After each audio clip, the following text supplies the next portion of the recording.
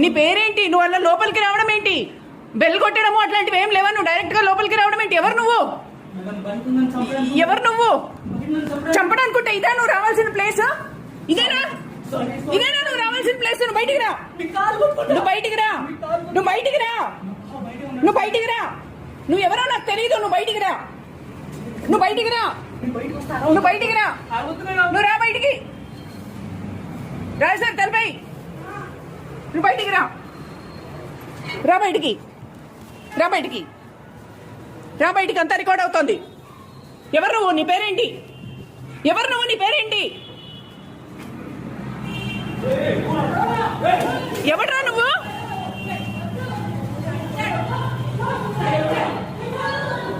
ఎవడు వాడు? ఎవడు వాడు? లోపల